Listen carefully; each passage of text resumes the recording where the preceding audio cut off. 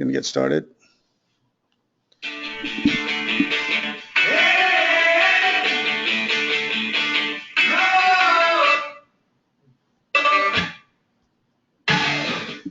Okay, hi guys, and welcome to another Conversations with God's Great Idea. My name's Mario, and I'm the leader of this conversation today. And let's talk about what Conversations with God's Great Idea is all about, what God's great idea really is. And God's great idea was to make us in his image and likeness. And as we master getting out of the way and letting the God in us move, we experience ourselves and people get to experience us as power, love, freedom, and full self-expression. And as a result, we live powerful lives and fulfill our true potentials on this earth. Isn't that great? That's just great stuff, right?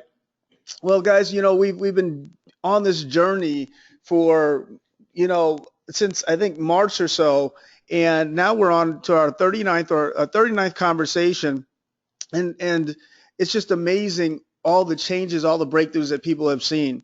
And as we go through these breakthroughs, we have the conversation and then we go into our homework and we get homework and then we do the homework and then we come back and we talk about the kind of breakthroughs we've gotten through doing the homework. So we've actually got homework from last week.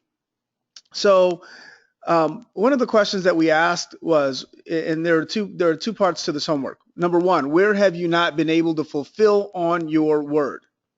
Okay, so look at areas of your life where you haven't been able to fulfill on your word, where things aren't just working out the way that you wanted them to, or where you said you'd do something and you just haven't fulfilled on it. And then two, in that area, be your word in that area. Be love, be patience, be light, be discipline, be something. So let me just give you a little background. So last week we were talking, and over the last 4 weeks, I believe, we've been talking about our declarations. So if you've been to facebook.com/God's Great Idea, if you've been on our page, you notice that what we do is we declare who we are every single day. And so what we do is we say to create what we want in the world, we have to be it. Gandhi said that you've got to be the change that you want to see in the world. And we follow that and we live our lives like that every single day. So, God, Jesus Christ said that we're the light of the world, and the salt of the earth. And what does that really mean? Like when I'm walking out there and I've taken on being light in the world, that means that I'm lighting up everybody's world. That means that where there's darkness, I'm light. Doesn't mean that I become darkness. So let's say that somebody, raises their voice at me. For me to be light would be for me to figure out what's going on over there with them, not to raise my voice back at them. That would just be more darkness. But to be light would be to give them love, right? So that's kind of the stuff we do. So here we are, we're talking about it. We're talking about being our word. And it was a simple assignment. It was where have you not been able to fulfill on your word? And then two, in that area, be your word in that area. Be love for that person, be patient, be light, be disciplined, be whatever it is that you need to be for that day that's going to have you fulfill on whatever God has for you to fulfill on for the day or whatever has to be done. Okay, so I'll give you an example. I'll go first. So man, I can go on forever about my own stuff and the kind of breakthroughs that I get in living a lifestyle of being my word, and not being my word at the same time. I've done both sides and I do it every day. It's like a constant flux between me doing what I want to do and me doing what I don't want to do, you know. But I was brought to a scenario, I've got a friendship where, um, me and, our friendship is kind of, it's got an interesting dynamic I have with my buddy. I don't want to say their name because then, they're probably going to be listening in on this at some point. And it's been a kind of the dynamic where, you know, I've wanted to be loved for this person and I've said that I would be loved. And what has happened repeatedly is that, um, where I find that they're not giving me what I want, then I shut down. I stopped being me, basically. And so anyway, I took on, I mean, this is our lifestyle basically, where we fall short, we get back up, we say, okay, what's going to make a difference in this area? Well, me being loved to this person is going to make a difference, or me being patient, or me being whatever it is going to make that difference. And we put it in. So anyway, what I did put in, I put in patience and understanding and acceptance in that area. And of course love was present, right? And when I put that in, and instead of not being that, when, when I felt like the person let me down, didn't give, didn't reciprocate the kind of love and, faithfulness I've had as their friend, like really having their back, helping them when they needed help. And then, I basically, what I felt was in the flesh was that they weren't doing for me what I was doing for them, as if my friendship was predicated on them doing something for me.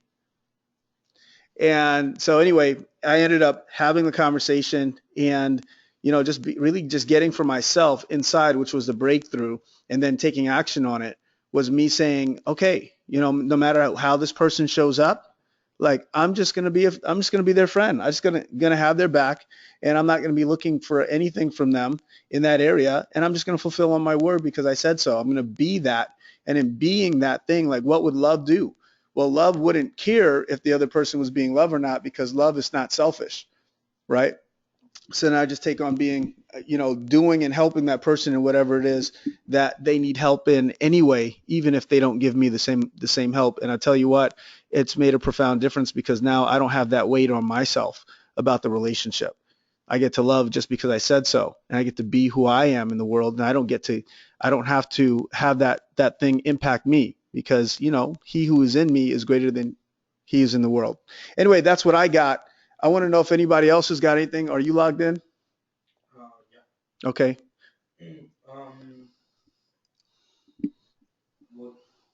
For anybody to, do you have access? It's okay. It's okay. Guys, here's what I want you to do. If you're specifically, if you're a part of the power generators, you can call me and we'll call you in and you can give me your, um, we can talk that way. Okay. I see a hand up, but I can't get to you because, okay, great. Thank you. Hey, Elio, how are you? Hey Mario. Hey, brother. How you doing? Hello GGI. How's everybody doing? We're good. Okay, thank you. Good. Yeah. So I had something to share. Great. Share it with us. So about the homework and being your word and how that have made the difference, right? Yes. Yes, sir. Oh my God. So, you know, I declare myself as a loving one. So how may I say this? It was all right. So let's share this, right? So I've been resentful, judgmental, and it was somebody that I really love and that I really care about. And when I was looking deep in myself, I realized that what was really happening internally was that I am missing that dude. I really missing him. And in my space was like, oh my God, he doesn't love me no more. I'm not gonna just, I'm just stop. I'm not loving him back. I'm done with this. I'm just like, let it go. I'm just gonna focus on whatever I need to focus on, and forget about him for now. There's a lot of things that I got to deal with to be dealing with this. But by being my word and a virtue of me declaring who I am, it was amazing how I was like, you know what? I am love for this person. I love him to death, and I really miss them. And I don't care what they're going through. I'm just gonna love them back. And the second I declare that, he called me. I mean, I wasn't even calling him back or looking for calling him or anything like that. He just all of a sudden show up in myself, and I'm like, whoa, there he is. And although the conversation was about business and something we need to handle, I just felt for the first time in a couple of weeks that he was there. And I felt one more time that I had him as my friend. It's really good, Elio. I really got it. I really got it. That's really great, man. And so how does it? So how did it really, how did it make a difference for you to be your word in that area? And you said that for you it was being love, right? Taking on really being love for him. Yeah. The second I just gave up everything that was coming from my flesh, all that thing that I was saying that I was a resentful and a judgmental. I just said, listen, I love that guy to death, and I miss him. Like, no kidding.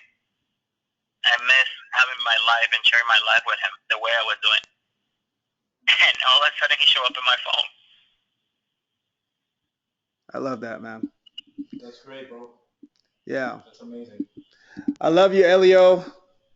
I love you, Love brother. you too. All right. Yeah, man. All right. Jump online again? Huh? Should I jump online again? Yes, sir. Yes, sir. All right. All right, brother. Talk to you later. Bye. Thank you for sharing. Bye. We got Lori. Yeah, Lori? Great. Let me put her on. Well, yeah, okay, great. Yeah. Lori, you're on.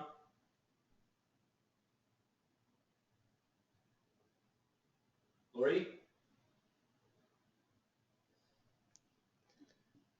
Okay, so she's not, we can't hear her. She's unmuted though. She's unmuted? Yeah, she like. Well, just okay. Just have her call in and Look. we'll have her call in. Yeah, she's coming. Hey, Lori, how are you? Hey, I'm fine. I'm good. Hi, everybody. Hey, how are you? I'm good. I'm good. So I wanted to share about the homework I had done. All of my declarations had been, again, love and peace and basically gratitude. And I realized as ongoing, what I decided to take on was a relationship with my sister, which has been always in, as people listening, in can be very stormy waters. And what I really decided to take on was just to be there for her. I had not been reaching out specifically to her, and I had really gone through what love really means, to accept the person as they are and as they're not, and really just make a stand for her. And what I found out of that was that it became easier to be there, especially with realizing how precious life is, and really just let her do what love is and recreate with her. I also reached out to her daughter, who's been going through a lot of stuff, and my normal reaction in terms of things is that I withdraw love from everything, by saying it's not something I can deal with.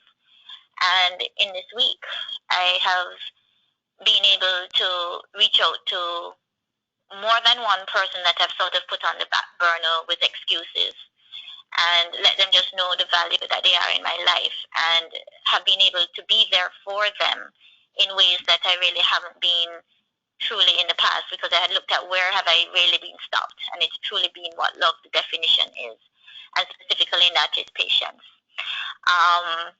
and not being judgmental, because we all have fallen short. And what it has done is that they realize how much they really mean to me, because I think we take it for granted a lot. And it has given them the courage to do things that they wouldn't normally have done, just by being that simple step of being a word and listening and truly being who I am for them. Really So great. that's it. That's awesome, Lori. Thanks, Lori. That's really a great share, and really that's the power of really declaring who we are. And it's God's technology. It just really is. It's like we give our word to something and then we fulfill on it. And it really does make a difference, because when we are something, it's so funny. I want to bring this up is because so many people talk about, they're like, oh, I got to take this action. I got to take this action. And, just taking actions don't always make a difference. It's like, oh, I got to get on this diet and I got to do this thing. No, it's when we become the thing that we want to have, that's when life begins to shift, because it's so strong. When I say I'm going to do something, it's like a diet. That doesn't work.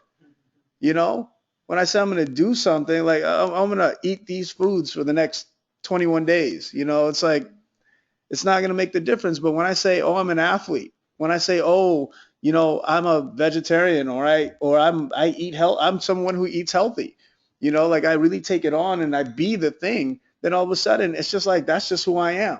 That's what it looks like.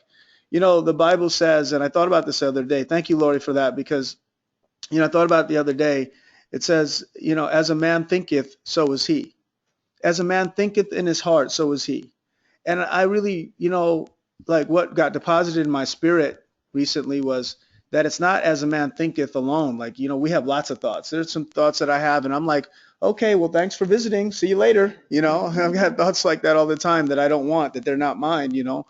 And then there's like, as a man thinketh about himself, so is he.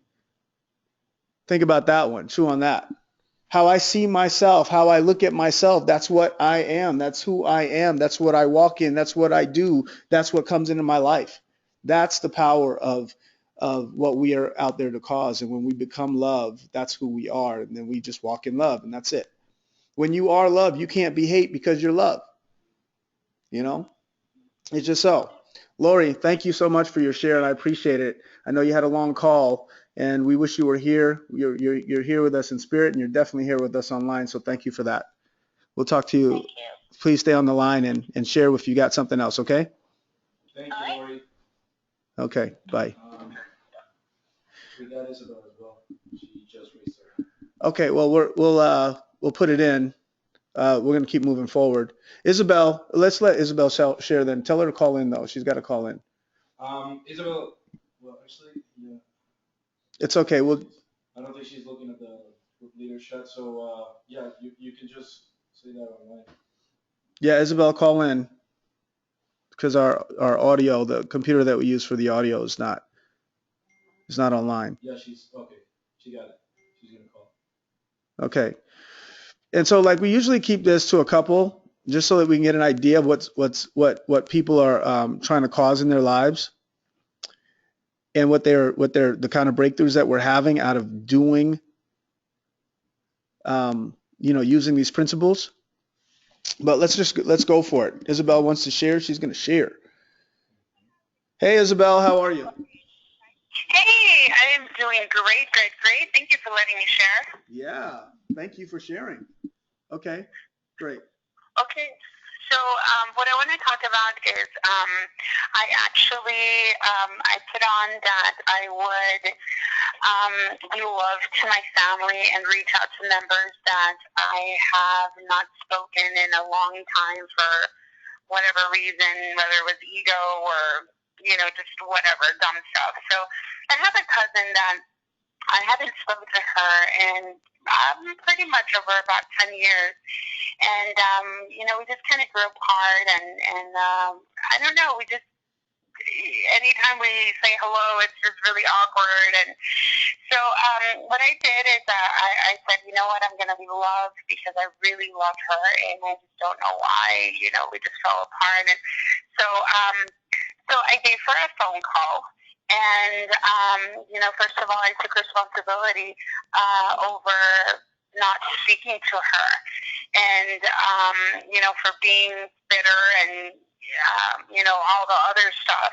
And, you know, and I told her, I said, you know what, I love you and I miss you, and I just want nothing but to have a great relationship with you and your family and your kids. And she was like, Isabel, stop. I was like, uh-oh. She says, Isabel, I miss you too.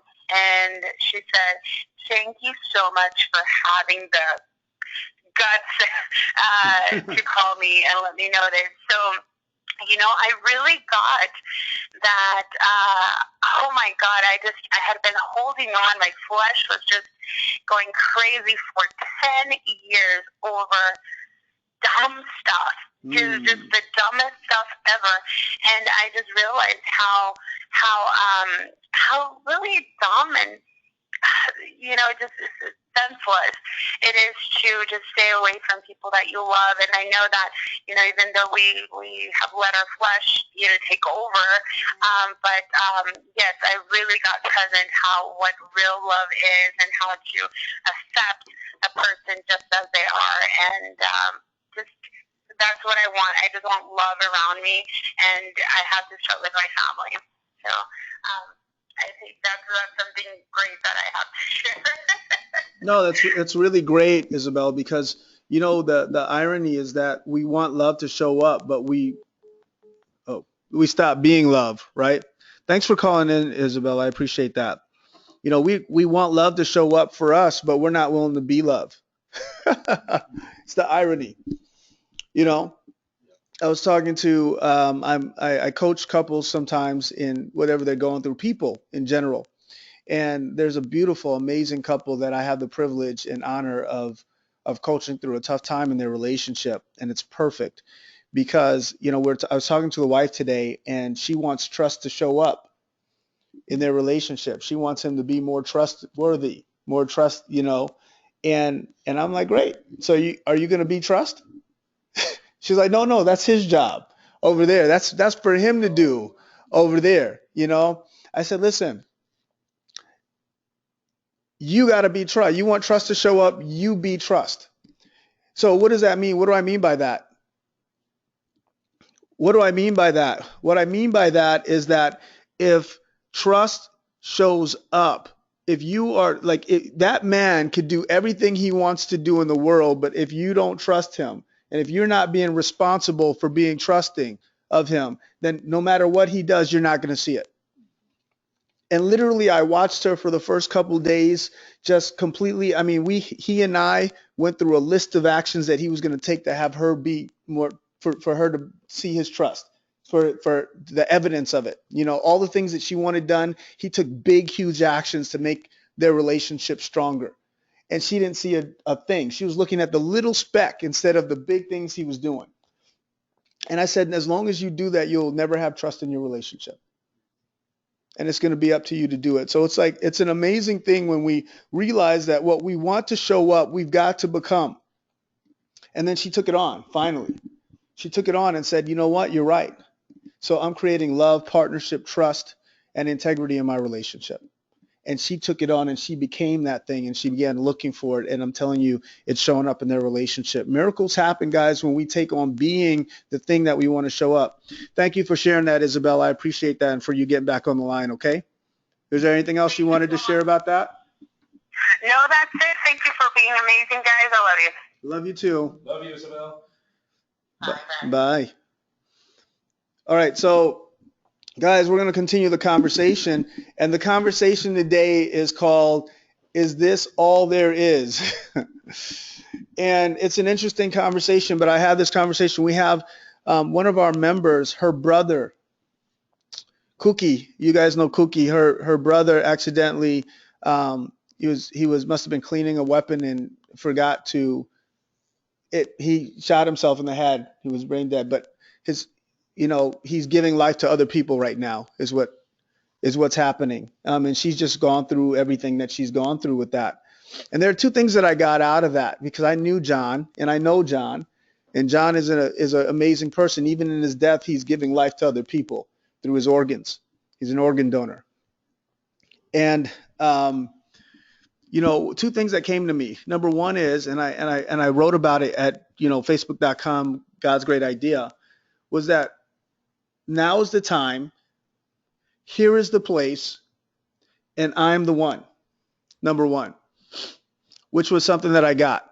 What does that mean? Well, I was waiting for John. John and I had a really good rapport, but I was waiting for John to, we had talked and everything, but he had to go through his process. He was, he had suffered, if you've heard her speak before, she's not going to have a problem with me sharing about this, is that he had suffered with drug addiction and different things. He had a different lifestyle that he didn't really want to live, but he was stuck in that loop. And he and I would have conversations, and he was great about it. He was great about it, but nothing was shifting. And I said, no, it's okay. God's going to deal with John. Oh, don't worry about John. He's going to be all right. He'll come to me. I said, John, when you're ready, I'm going to be right here. The door's open. My phone line is ready for you anytime you call anything.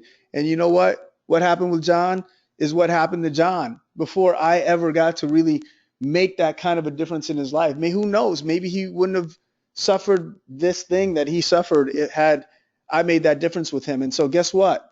It was always somebody else. It was always another time, and it was always a different place of my life, right? That's what we do. And then there's the reality that there's only now and there's only here and there's only right wherever we are. And so I've completely shifted the way that I'm doing life right now. I don't care. So if you see me be rude to you and just be straight with you about stuff, it's out of love. I promise you. I'm going to be real with you because I didn't want to offend them because we had such a good rapport together, you know? And the reality of the situation is that that's what it looks like. That's what we do. But I want to talk about another subject because that's what this whole entire, like, that's the first thing that I got. And I was struggling. I was like, man, I feel like we're supposed to talk about this is it. And it's now and it's all, and we're the ones. And then, like the next subject that really came to mind because I know what John was dealing with and what all of us deal with. And one of the things that we deal with is this all there is? Like we go through life and, I remember, the first time where I finally had a breakthrough in success and started making the kind of money that I said I wanted to make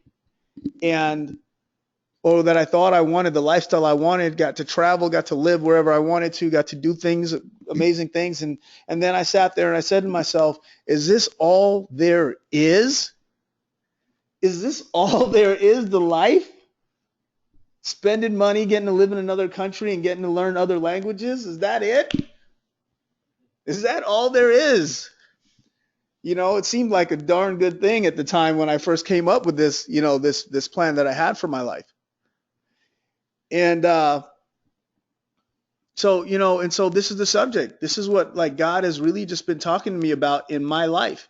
And this is something that we do. So if you look at the screen now, what you're going to see is you're going to see that there's this really big television on, and this guy's got a remote control and he's got a big television up on the wall.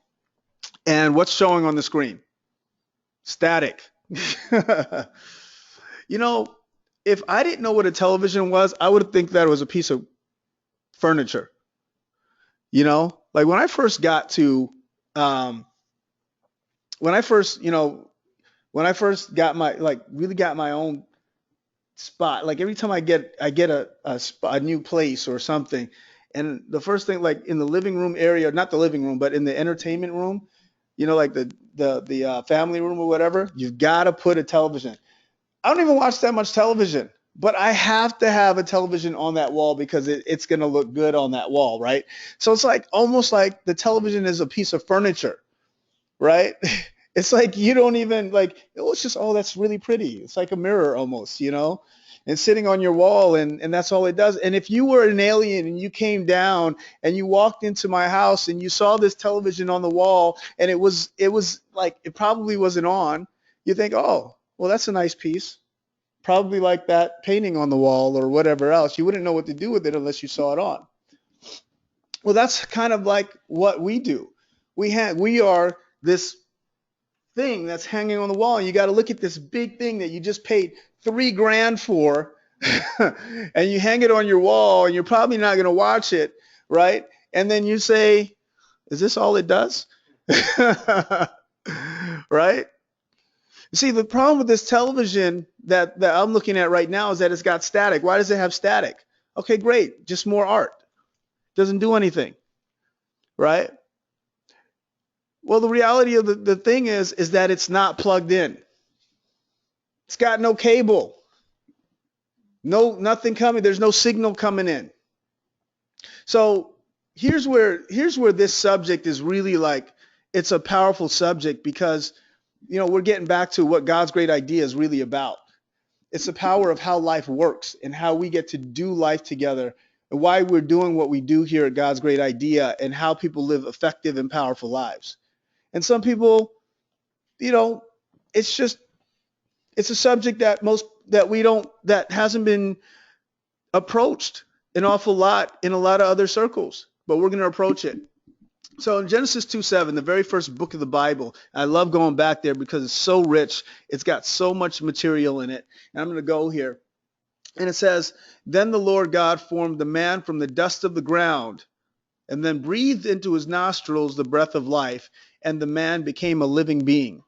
So like, God called down, in the Genesis story, and he made all these different creatures, and then he takes his time and he actually molds man out of clay, out of the dust of the ground, the clay of the ground.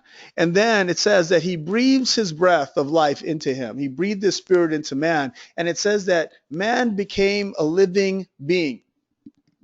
So what we learn here is that there are actually two parts to man that we can see here in this portion. And that's number one, we can see his physical body, right? He's got this physical body, his material being. And then he's also got the breath of life that's been blown into him, which is the spirit. The Bible talks about it all across the Bible, Ecclesiastes, etc., about what that really means. He's a spiritual being, right? So I'm going to go on. I'm going to read some more. And so 1 Corinthians 6:19, Paul gets into and he says, do you not know that your bodies are temples of the Holy Spirit who is in you, whom you have received from God? You are not your own. What we think is our own, what we think we are, what we identify with is not even who we really think we are. We've talked about this. We talked about the flesh. It's not even who we really are. What do I mean to say by that? We're spiritual beings. And so the Bible goes on, 1 Corinthians 6:17, it says, but the person who is united to the Lord becomes one spirit with him. Now, I looked at you and I talked to you guys about the television that we had that was mounted on the wall. It's a beautiful television, right? It could be like any one of us, beautiful physical being, super intelligent, got a strong mind, whatever else. And then all of a sudden, you're not connected. And then you've got this beautiful thing that's on the wall and it's got, you paid $3,000 for it and it's got no function whatsoever besides to look good. It's got a function. It's just looking good on the wall. It's not really doing anything. It's like me living in France, making pretty decent money and learning French for the first time and having that stuff go on and then not really having a real purpose, not really doing anything for humanity, for anything. I just wasted my life. It's like, what is that? That's what it is. So the guy who's not connected, the guy who's not connected to source. I'm going to go on. Jeremiah 29:11, it says, for I know the plans. This is God speaking. For I know the plans I have for you, declares the Lord. Plans to prosper you and not to harm you. Plans to give you hope in the future. Then you will call on me and come and pray to me, and I will listen to you. You will seek me and find me when you seek me with all your heart. So what is that really saying, guys? It's saying that, this is interesting because right now, it's saying that there's a plan for your life, and there's a plan for good for your life, for you to fulfill on whatever God has for you, right? And when you call upon him, when you get connected to source, that you will actually get a signal back and you will start to live your purpose and actually display what you're supposed to display in this world. Like really fulfill on your potential in the world. Why am I saying this?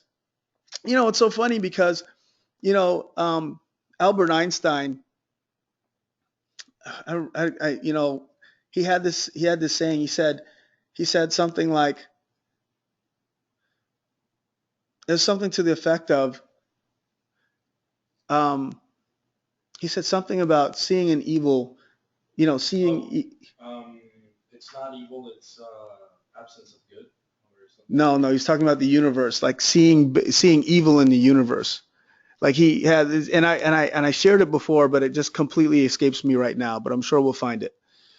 But he says, like, when you see evil in the universe, that's what shows up, basically. And I'm gonna find it for you. But it's absolutely 1,000% true. It's like we go back to the Genesis story again, where Adam and Eve are there, and then Adam eats from the tree of the knowledge of good and evil, and then all of a sudden he doesn't see good anymore. And the Bible goes on to say that he begins to live from the sweat of his brow, and he's got to work hard, and life gets rough for him. He's hiding from God in the Garden of Eden, and all this stuff happens to him. And what I'm getting at here is that we actually have a God who loves us, who wants to prosper us and not to harm us, who has plans for good for our lives in the future. I'm telling you that if you get connected to what you are, there's a source, there's another level of living out there for us that we're not even connected to. We talk about all these different principles that are right there in the book, in the Bible. We talk about how we can create breakthroughs in our lives. We talk about declarations, and we talk about living by our word, and we talk about, distinguishing flesh from the spirit. We talk about all these things, and I got to tell you that all of that is great. It's going to have you fulfill on a lot of things in your life, but if you're not connected to the spirit, then you're not going to have the fullness of what there is for you to live in your life. Thank you. That's perfect.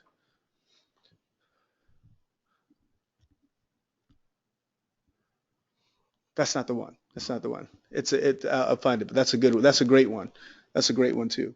Um, and so what we get is that for us to fulfill on. So look, I'm going to give you a story, guys. When I was in, and why this is such an important subject, because we talk about having breakthrough success in our lives. We've been having breakthrough success in our lives, all of us. And it's like, what's the next level? What's next here for me? How do I go to the next level of whatever it is? Okay, great. I got all these great principles and everything, but I'm still not fulfilled in my life. It's still not happening for me. I don't feel happy. Like, I don't know what I'm here for, or I'm just not fulfilled. Something's calling to me. Let me tell you something. When there's a dissatisfaction in your life, it's because there's something that's actually being called for. Is there hunger in your life? It's because your body is calling for food. What you're experiencing is a dissatisfaction in your life is your spirit calling for connection, being connected to God. And whether you know that God exists or you believe it or not, or whether you believe in the connection that he cares about you or not, it doesn't matter. When you feel a hunger, you got to go find food. You don't have to believe in food. And when you step off a building without a net, you're going to go splat at the bottom. It's just the law. It's going to happen. And I'm telling you, what you feel, that dissatisfaction, it really comes from there. And I'm telling you, when you get connected to God, when you start seeking him, like it says here, he wants to prosper you and not to harm you. He wants to give you hope and a bright future. And he says, just call on me. Come and pray to me, and I will listen to you. And this is something, and I want to share with you guys something, miracles in my life. I've had so many of them, and that's really probably what has me be here with you right now in the way that I am, is because I know beyond a shadow of a doubt that there's a God and he loves me. And he's got my future in mind. And guess what? I'm special, but I'm not more special than you. Everything that he's given to me, everything that he's done, he does it for all of us, and it's all across the board. It's the same. And so, I want to share with you, so I'm in my early 20s, and I'm sitting there and I'm trying to figure out what I'm supposed to do with my life. I've been a businessman, I've been an entrepreneur at that time. I already knew that there are things that I wanted to do with my life. I just came back from, working in the Dominican Republic, where I worked for a company that facilitated international investment. And now I'm saying, God, what's the next step? And, and I'm praying about it, and I'm not hearing anything. And it happens like that sometimes, guys. And sometimes he's speaking to us and we don't want to listen. That's what happens to me too. And so I'm sitting there and I'm praying. And then one day, finally, it was just so strongly pushed into my thought. And it wasn't an audible voice, guys. It was just a thought that was just so strong. I woke up out of my bed and I feel it, and it says, I just have this unction, like this very strong, like feeling. And it's like, you're going to law school. It was a thought. It was just a thought, but it was so different than my thoughts. It was higher than my thoughts. It was a different frequency. And I said, okay, I'm going to law school. No, I'm not. First time I hear it, I said, okay, no, I'm not doing that. And so then I come back again, and, I'm still praying, oh God, give it to me, because that's not it. and I'm saying, give it to me, tell me what you want me to do. And then he's like, again, I wake up, you're going to law school. And I remember getting up taking a shower, putting my clothes on, walking out of my room into the hallway. And as I walk out into the hallway, I was really flip about it. I was like, God, you want me to go to law school? You pay for it. Like literally, I was like that. I remember, I remember that moment. But you know what? I got, I took it on. I was obedient. I said, okay, what do I have to do? What do I have to do? I've got to go take the LSAT.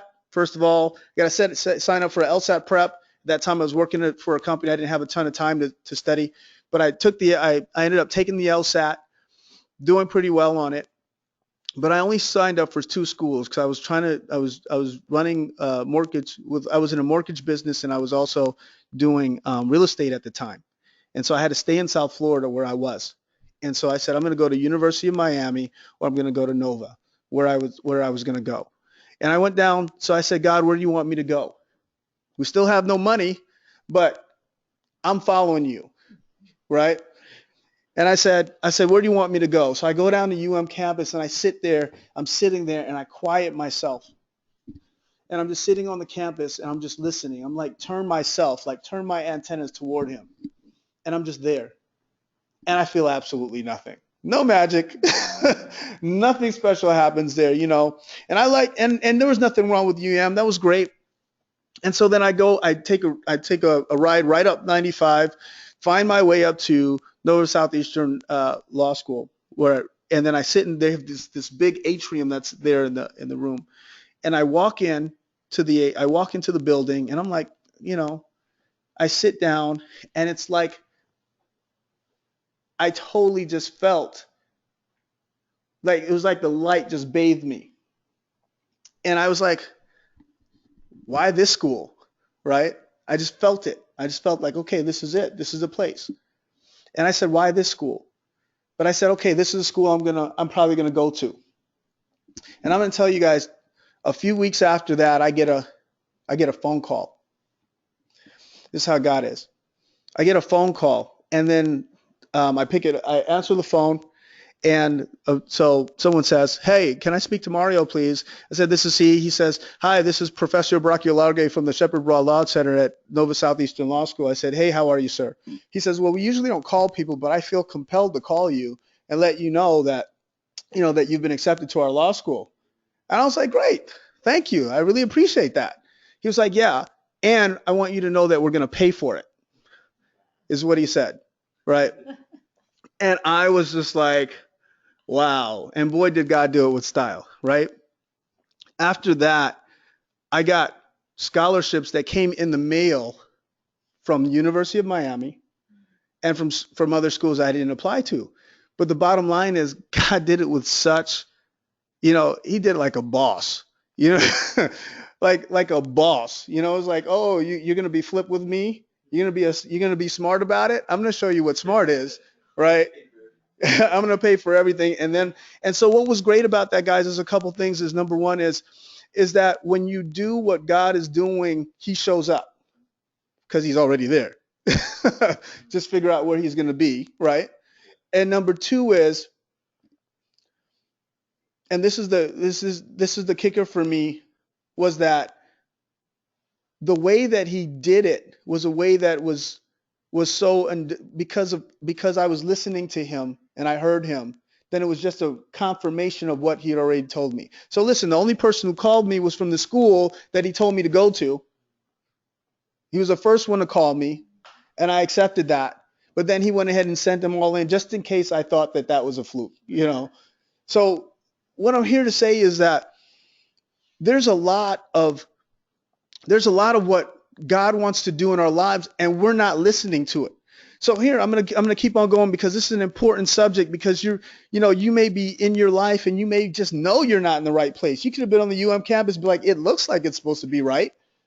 So what's wrong here? It could have been that same thing. Nothing wrong with UM's a good school, great school, actually. And and you're just there in your life, and you're in the job that you're in, or you're with the person that you're with, and it's just like, it's supposed to be right, but it's not, because you're not with the right person and you're not listening to what God's talking to you about. I'm going to read a couple more verses here because I want to get into another part. I want to continue on in the same theme. So in Job 32:7-8, he says, and this is, Job, I thought age should speak, like experience, right? Advanced years should teach wisdom. But it is the spirit in a person, the breath of the Almighty, that gives them understanding. It's not age. It's not age. See, because the breath of the Almighty is what was breathed into us. You guys get that? It's the spirit in a person, the breath of the Almighty, that actually gives us wisdom and understanding. That's what's missing. That's what's missing. And I got to tell you, you're not alone. Sometimes it's missing from my life too.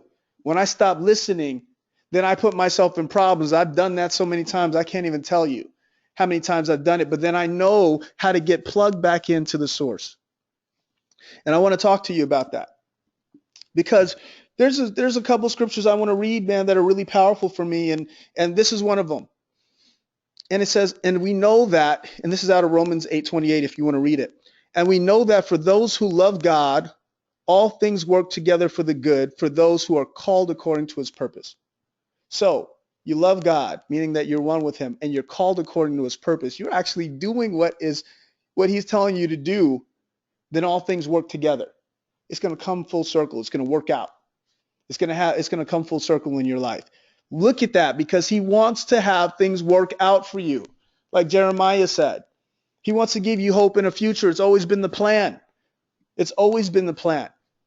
But when I tell you to go right, dodge right, and you're going left, I don't know what to do.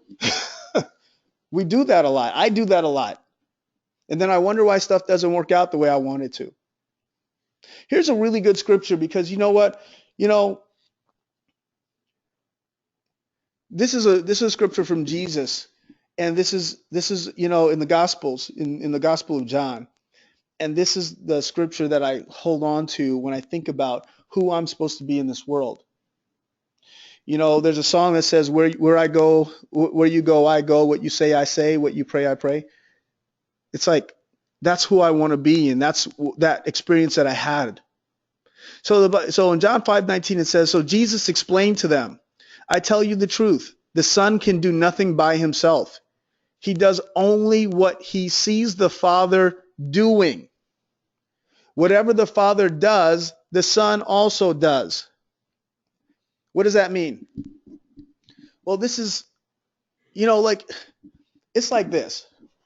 Like, let's say that you have a 99% chance of failure at something, right? And then there's that 1% chance of success. The only thing that matters is you being a part of that 1%. All the rest of it doesn't really matter.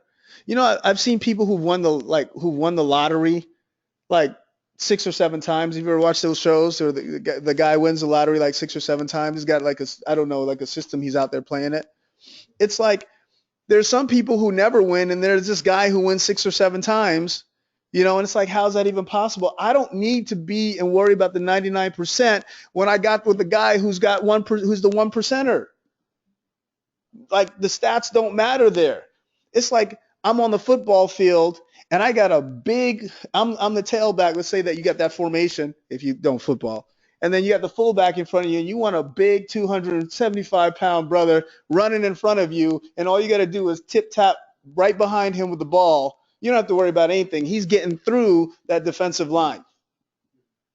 My job is to only follow that fullback. That's all I got to do.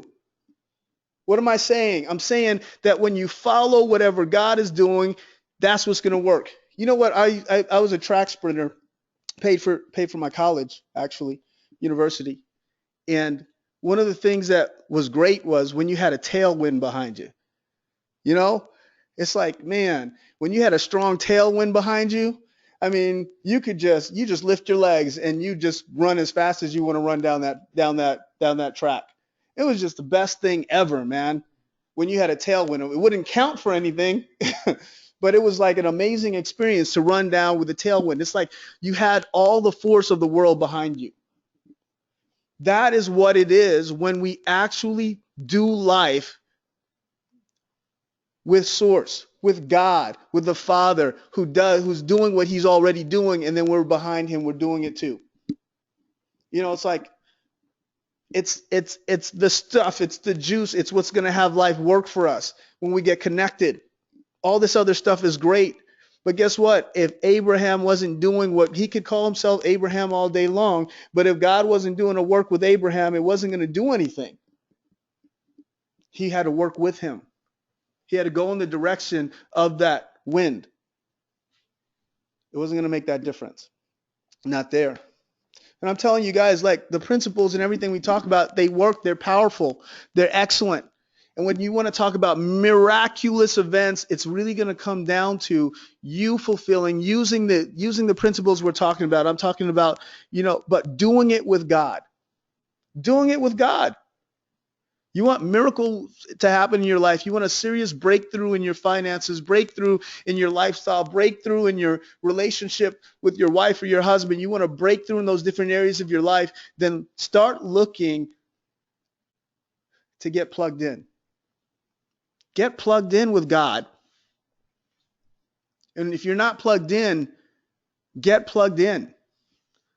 Because if Jesus says, I don't do anything, you want a key to success? I don't do anything but what I see the Father doing. That's the key to success. You want to be good at anything? Get a mentor. Get a mentor who's already doing it well. Just follow him. Real easy. The Bible goes on to talk about, and Jesus goes on to talk about how all he did was learn from God, from the Father. And everything he was doing and everything he taught, he learned it from the Father. That's it. Get plugged in, because that's what life is about. So there is more. So here's what I'm really trying to get to, and that I really want us to get in this conversation. This is a different conversation than a conversation that we've ever had before. And what I want to say is that, and I want you to get, and what I got for myself was that there's more to life than just the visible material world. If we're only living here so we can get the next car, get a bigger house, get the top job, or go to the best school, then there's nothing. Then we're missing it. We're missing a lot. Don't get me wrong. It's great to have a great car. I got one of those. Nice house. I got one of those. And go to a good school. We've all done that. But that's not what's going to have you live a life to your full potential. There's more to life than just the visible material world, what you're seeing here now. We are spiritual beings that need to be connected to God to be fulfilled in life and to live our true potential. We're spiritual beings. We want to be plugged in. We don't want static. That thing is beautiful on the wall. That television is beautiful on the wall by itself. I mean, like, I have literally purchased a television just to have it on the wall so people could walk by and say, "Ooh, how big your television is," like, great.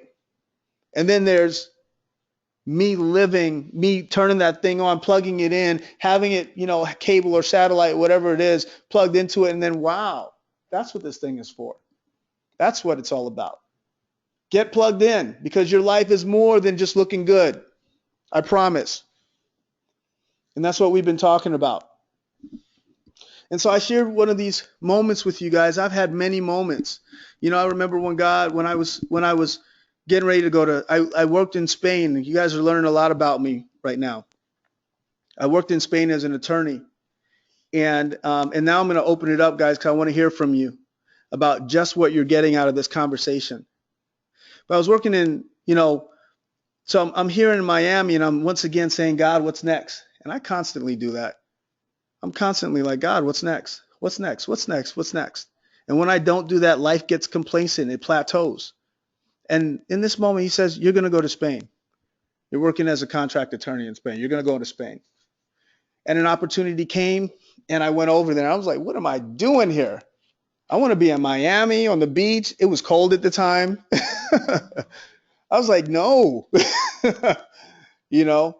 and I did. And I worked there for a while. And I was like, this job is not going to be great. I'm going to be in somebody's dungeon doing research for them on contract framework, doing mergers and acquisitions or whatever else they wanted me to do. And that's not what I wanted. And then, they were working on a leg of their company that actually worked in what I do now, which is foreign exchange market. And when I saw what they were doing over there, I said, "Ooh, that's fun. I like that." And I took my free time and I worked on that. And that's how I got into what I spent the last 10 years of my life doing, that I actually enjoyed, that gave me freedom to be who I am today. So, guys, what I'm saying is that you just don't know where he's going to send you. You don't know what's going to happen. You don't know what plan he has for your life.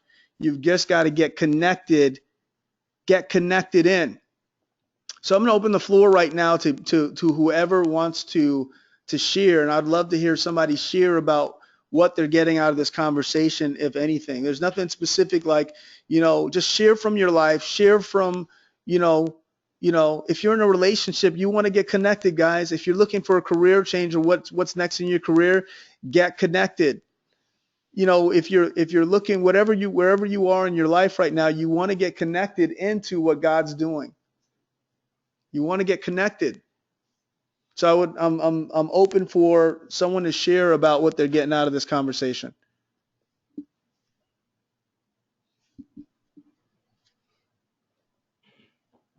Um,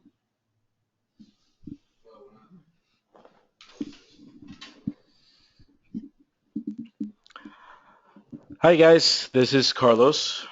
Um, well, for in that area of my life that I haven't really been connected, that I haven't really been plugged in, I seriously would have to say is that what I told you about, my dream being opening a language school, being a language tutor, and basically having my own business set up as a language professor, professor of foreign languages, and basically what uh, I just see fear. I just see the flesh getting in the way there.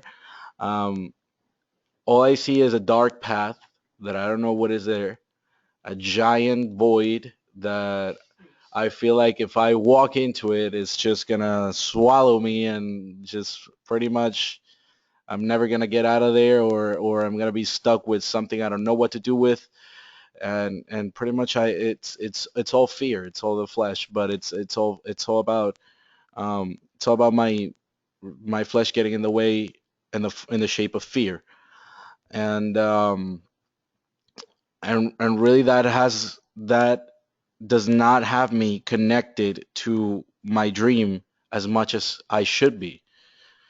I started actually tutoring uh, a woman a couple last week actually, or this week actually is when I started tutoring her.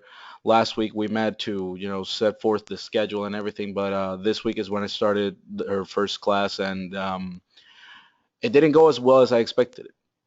Um, but then I realized when the class was over, when the class was called to order, I realized that that fear was only because I was not listening well. That fear was only because I was too busy doing other stuff, or not too busy doing other stuff, but I was avoiding focusing on that. I was deliberately avoiding to being concentrated in that, and that prompted me not to plan it out. That prompted me not to write down what I had to expect, what I had to want, what I wanted to have the lesson look like. And so the lesson pretty much just was completely different from what I expected, and really I realized that it's not fear, it's just me not listening. That's good. It's just me not listening, because if I listen, and if I take the action that will have me plan it out, that will have me do it right, I know that I can do it, and that I will like it and I would love it. Yeah. And so, like, what's there for me is, you know, it's like God continually puts something in your spirit. It's like something that comes back to you over and over again. And it's like it doesn't even make sense. It's like, okay, yeah, yeah, Carlos is really, really good at languages. He's extremely eloquent. Every language, the languages I know, he speaks eloquently. That's all I can say. and but that's not what would have him do that, you know? It's like what comes to him that has him want to do that, and it keeps coming back up in his spirit over and over again, over and over again, over and over again. What is that calling? What is that calling for him? It's not something that we can see.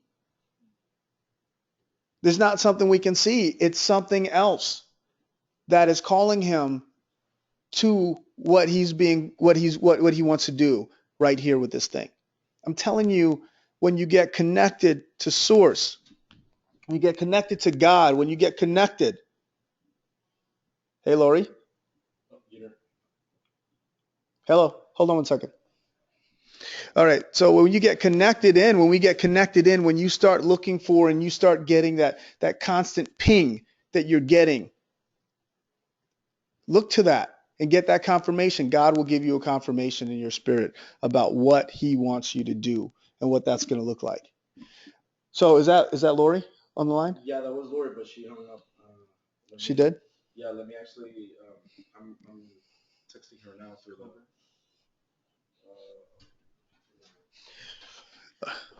I want to hear you. Share. Oh, Jonathan could talk all day. We only got 10 minutes, but Jonathan, come over here, man. Share some good stuff. Come on. Jonathan's amazing. Come on. What do you have on this subject? You asked me a question. I'm better with that way. Okay, so we've been talking about. You could, yeah, you ask and then I answer and then it'll be that way. Okay, so what in your life have you've been like God's been, that you feel like when you really look at it, that God's been putting in your spirit about, like, what has he been depositing there? What has he been saying to you over and over again? What have you been getting over and over again that you know that it's him and there's just what actions that need to be taken on it? All right, that's good. So, I think everyone is on a journey to a destination where they were predestined to go. But I feel as though people just get in their own way from getting there. And it's not that the promised land of quote unquote what it is has distanced itself. It's that the person themselves has distanced themselves from the actual promised land. And just identifying those things, it could be fear, it could be things of the world, it could just be a bunch of things. But I feel until a person, like I've been able to identify whatever it is, just like you can. I feel once you identify those things, then you could reach your promised land a little bit quicker. A trip that should take only 3 days, like the Israelites, it won't take 40 years. So I feel, everyone's on their way to get where they need to go, but they won't enter until they're ready. And I think that's why at the same time, I'm not where I need to be, but I'm closer than I was yesterday. And when I do step in, I'll be more prepared than I was ever before. That's awesome. That's awesome, brother. So, like, for me, what I get is that, you're right about that, because if the Israelites were to have listened to God and been with him and been in obedience on that journey, then they would have probably just headed in the direction they were supposed to go in the first place. So, guys, what he's talking about, there's a story about the Israelites. They come out of Egypt. They were in Egypt for many years, and they grew there. And then they came out of Egypt. They escaped from Pharaoh under Pharaoh's rule. They were slaves there. And then God promised them a promised land. And the trip was supposed to be 3 to 6 days. And instead of it being a 3 to 6 day journey, they spent 40 years wandering around in the wilderness. They didn't get where they were trying to go. And some of us are doing the same things in our lives. And honestly, to be real with you, some people never, ever made it. I'm telling you, you want to get plugged in. You want to get connected to source, because that's what's going to have you go in the direction that you should go. That's good. To piggyback off of that, how you mentioned that not everyone was able to get into their promised land. It's like that story where the 12 spies went in to visit to see exactly what was going on. And out of the 12 spies, only 2 were able to go in while the other 10 weren't, because when they came back with the report, they came in saying that the giants are too big. There's this, there's that. It was nothing more than fear that the 10 spies were speaking. But the other 2 who didn't speak of such things, but they spoke about how big God was, those were the 2 that were allowed to get into their promised land.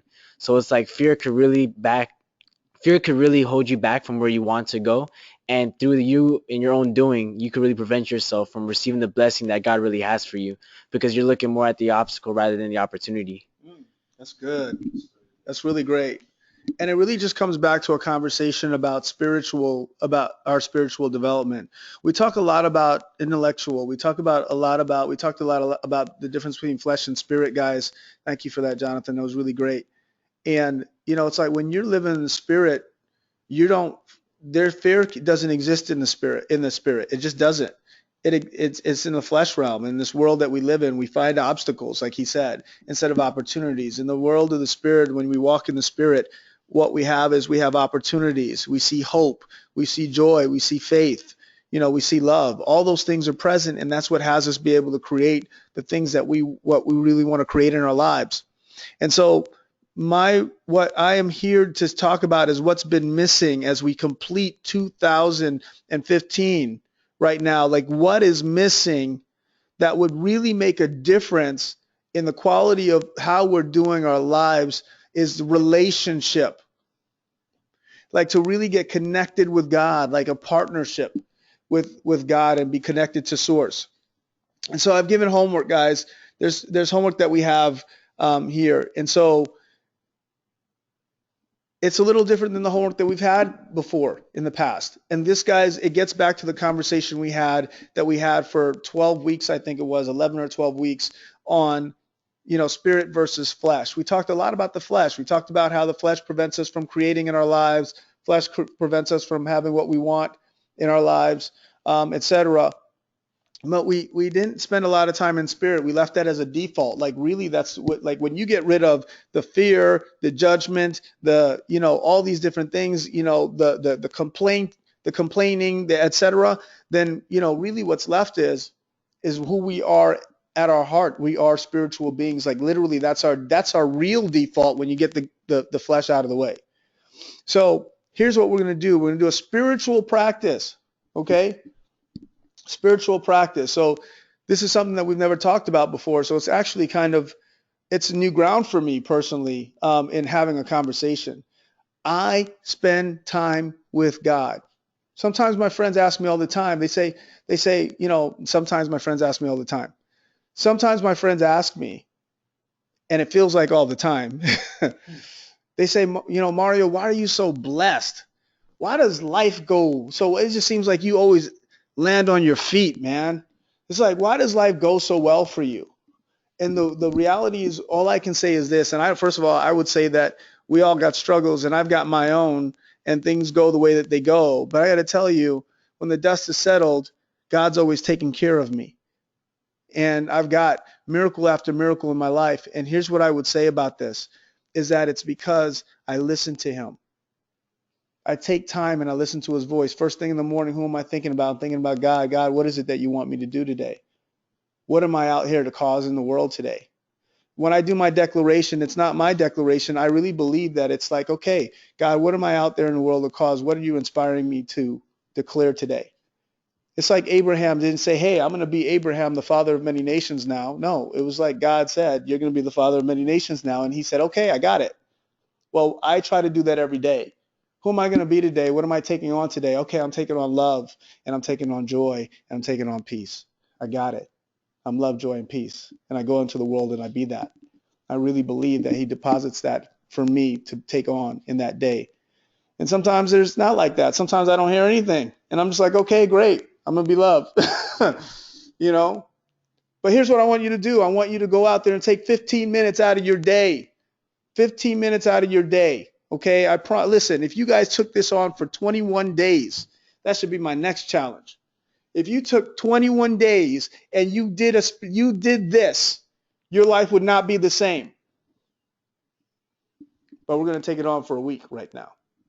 Every day, what I want you to do, I want you to block off 15 minutes, and I invite you to do your entire life like this, at least 15 minutes. And I know life gets busy, but man, I'm telling you, when I was in college, I used to do this for an hour and a half every morning. It was the best time of my life. And I'm getting back to my spiritual practice. Number one, block off 15 minutes at the start of your day. So just block it off, the beginning of your day. Give it to that. So you get started right, that you start in the realm of the spirit where you can create. Find a quiet place to simply be. What do I mean by simply be? I mean like somewhere where you're not going to have distractions in that 15 minutes. It can even be in your car, right? And just be. What do I mean by that? I mean, don't think about your job. Don't think about your, the things that you got to do for the day. Don't think about any of that. Let's really be silent so you can hear his still small voice. Number 3, I want you to pray out loud, or you can pray within. It's up to you. God hears both. All right? So the first thing you're going to do in your prayer is you're going to thank God for what you are grateful for. What are we grateful for? I'm thankful for my health. I'm thankful for life. I'm thankful for GGI, for all of you, right? I've got a lot to be thankful for. We all have a lot to be thankful for.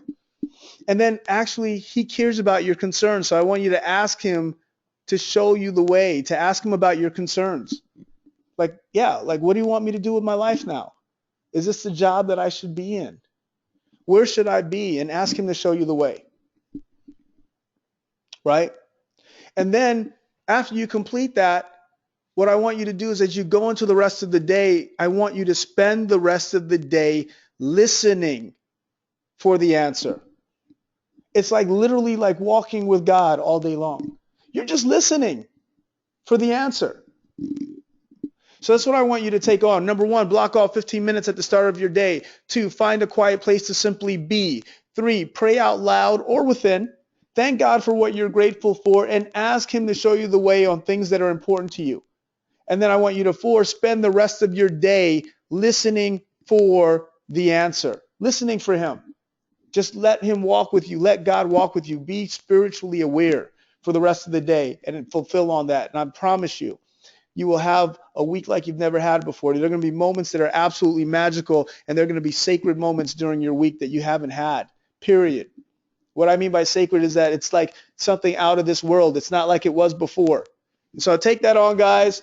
Thank you so much for your time. It was an amazing conversation, as always, everybody who's been a part of this. I know this was a different conversation. I'd love to hear your feedback on the conversation, what you think about it. It's something that we've never talked about before, but I'm telling you, it's going to change your world, rock your world, and make your life. I'll talk to you guys in the next conversations with God's Great Idea. Talk to you soon. Bye-bye.